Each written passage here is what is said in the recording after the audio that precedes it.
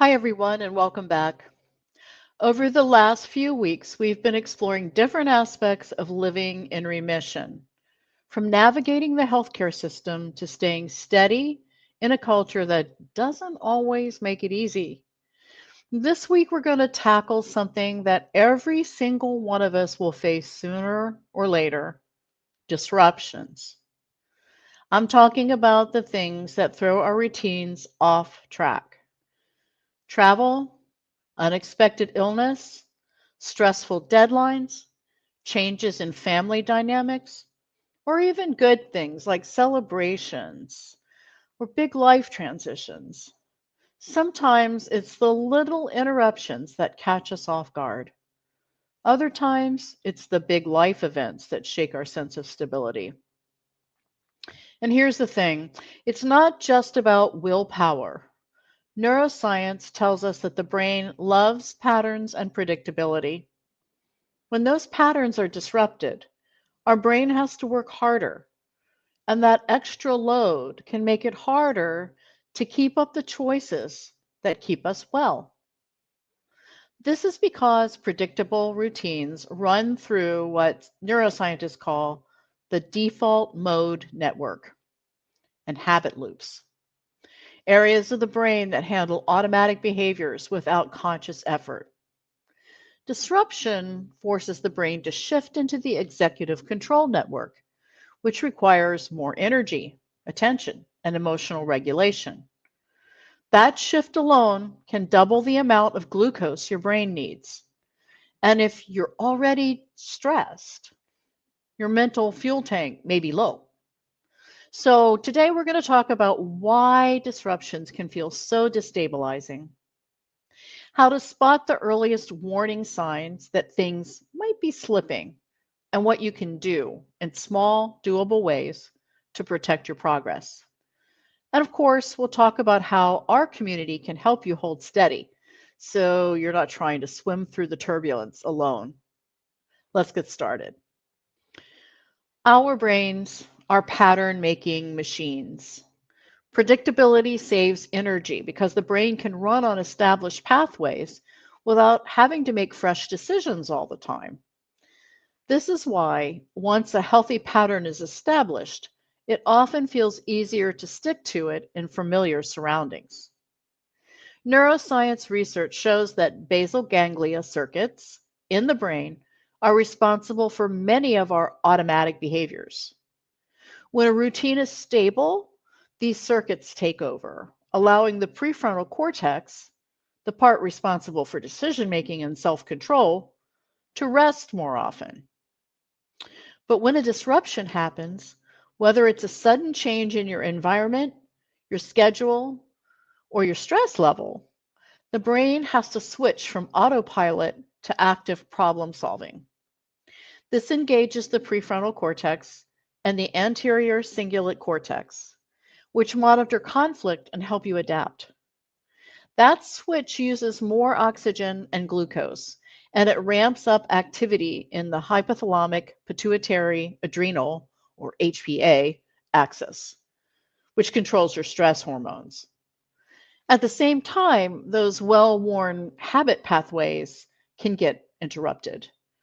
Instead of flowing along your normal routine, you now have to make decisions at each step.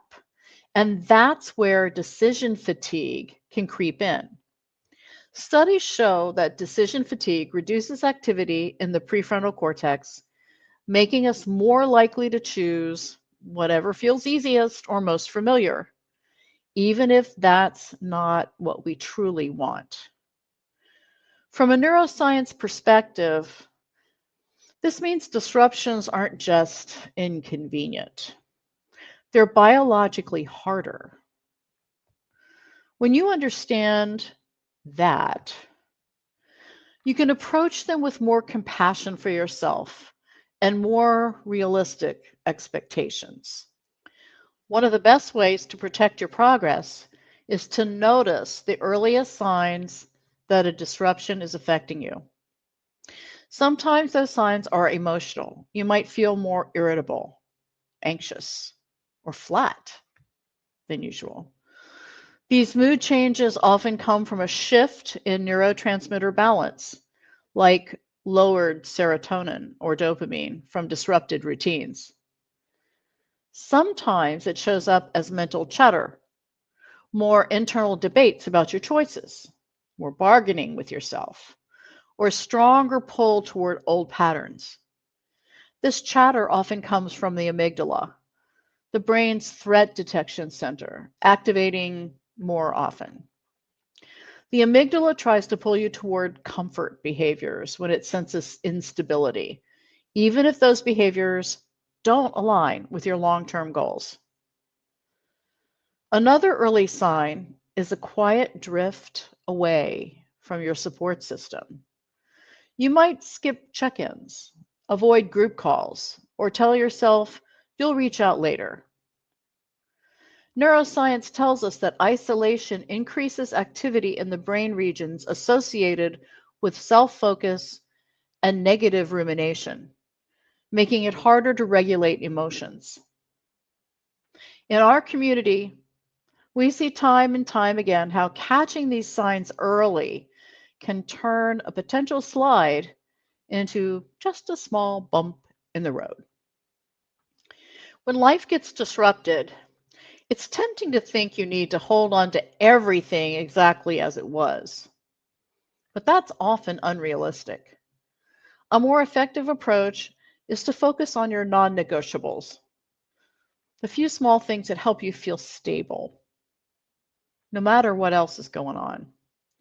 From a brain perspective, these non negotiables work because they reactivate habit pathways in the basal ganglia, even if only partially.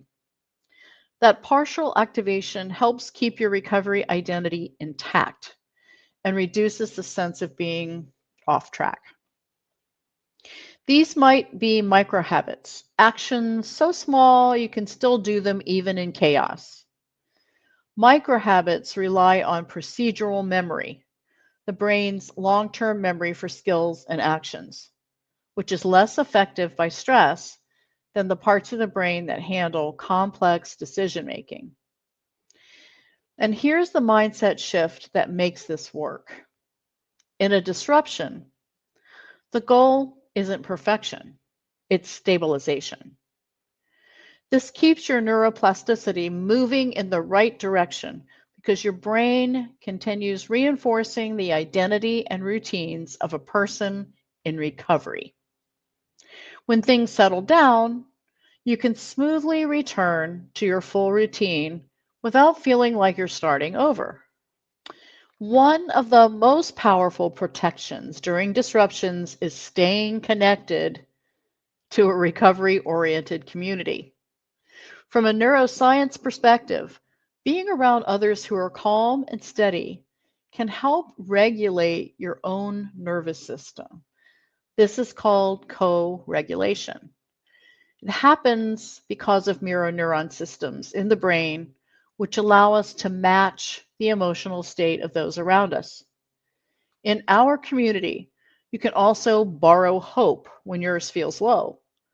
This works because hearing others' success stories activates the ventral striatum, the brain's reward center, which boosts motivation and confidence.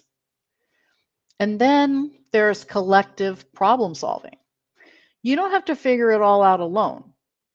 Someone else might have navigated the exact disruption you're facing, and when they share their solution, your brain forms a vicarious learning pathway. This means you can benefit from their experience without having to go through it yourself, saving mental energy and stress. Sometimes, despite your best efforts, disruption will lead to setbacks. That doesn't mean you failed, it means you're human. First step is to let go of shame as quickly as possible. Shame activates the dorsal anterior cingulate cortex and the insula, which are also activated during experiences of physical pain.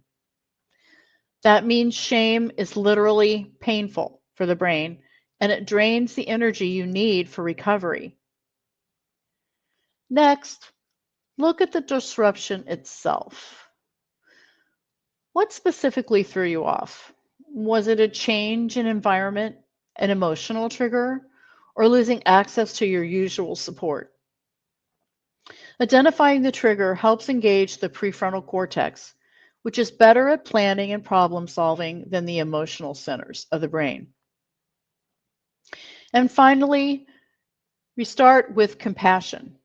When you speak to yourself with warmth, you activate the parasympathetic nervous system, your body's rest and repair mode, which makes it easier to think clearly, feel steady, and take action. Before we close, I want you to spend a few minutes with these reflection prompts. First, what are your top 3 non-negotiables during a disruption? Think about them in terms of brain anchoring. Which small actions would keep your habit pathways active, even when everything else feels unstable? Second, how can you tell when you're drifting away from your support system?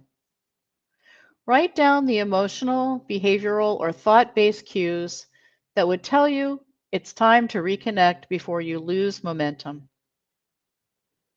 And third, when have you successfully navigated a disruption before? Reflect on what made that possible. When you recall those past wins, you're activating your brain's hippocampus and reward networks, strengthening the neural link between challenge and success. Disruptions are part of life. They're not a sign that something's gone wrong with you or your recovery. By focusing on stability instead of perfection, anchoring in small actions, and staying connected to your community, you can protect your progress even when life gets messy. And remember, you're not doing this alone. Every single person here knows what it's like to have their routines shaken. Together, we can help each other, not just survive disruptions, but come out on the other side stronger. Thank you for listening.